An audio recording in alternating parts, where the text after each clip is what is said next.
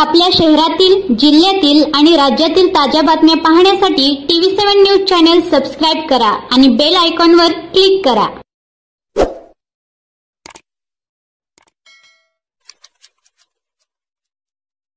नमस्कार, मी विनोद बुगे, पोलीस निरीक्षक Sangola police station.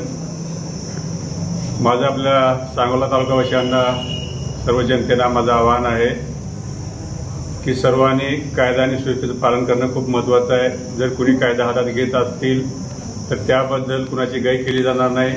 योग्य लोकांना न्याय आमच्या ठिकाणी मिळाला जाईल आणि त्याचप्रमाणे जे कोणी गुंड समजत असतील किंवा स्वतःला मोठं समजत असतील तर या गोष्टी आम्ही खपवून घेतल्या जाणार नाहीत। त्याला योग्य ते शासन कायदेशीर कारवाई त्याच्यावर केली जाईल। त्याचप्रमाणे रहदारीचा विषय आहे।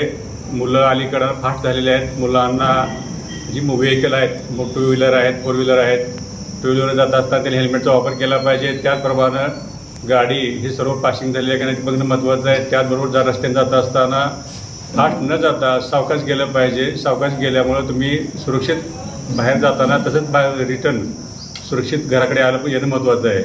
कारण आज अपघाताचं प्रमाण बघतोय, अपघात खूप होत आहेत, तरी हे अपघात न होऊ नये म्हणून सर्वांनी काळजी घेणं महत्त्वाचं आहे। प्रत्येक मोटरधारांनी, मोटर चालकांनी काळजी घेणं महत्त्वाचं आहे। रहदारीच्या नियमांचं पालन करणं खूप महत्त्वाचं आहे। त्याचप्रमाणे शहरामध्ये पार्किंग करत असताना एका लाईनमध्ये कडेला पार्किंग करणं महत्त्वाचं आहे। रहदारीला अडथळा होईल अशा प्रकारे कुणी पार्किंग करणार नाही।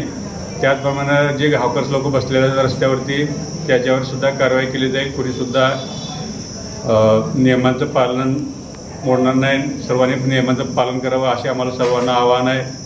त्याचप्रमाणे जे लोक गावामध्ये राहतात, वागतात, त्यांनी आपले जे मोटरसायकल्स आहेत, मोटरसायकलला फोर व्हीलर लॉक मिळत असतं, फोर लॉक, तर ते फोर लॉक लावणं महत्त्वाचं आहे। त्यामुळं आपल्या मोटरसायकलचं प्रमाण सुद्धा कमी होईल आणि आपली वाहन चांगल्या प्रकारे राहील।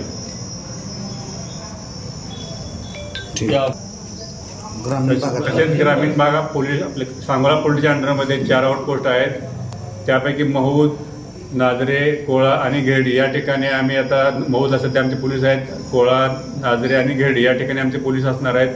त्या ठिकाणी चौकीची परिस्थिती जरा व्यवस्थित नसल्यामुळं आम्ही सध्या ती दुरुस्त करून त्या ठिकाणी आम्ही पोलीस फोर्स ठेवणार आहेत। आमचा कर्मचारी, आमचा स्टाफ त्या ठिकाणी राहून लोकांच्या तक्रारांचं, समस्यांचं निराकरण करण्याचा प्रयत्न आमचा राहील आणि आमच्या हातून चांगलं काम करण्याचा प्रयत्न राहणार आहे।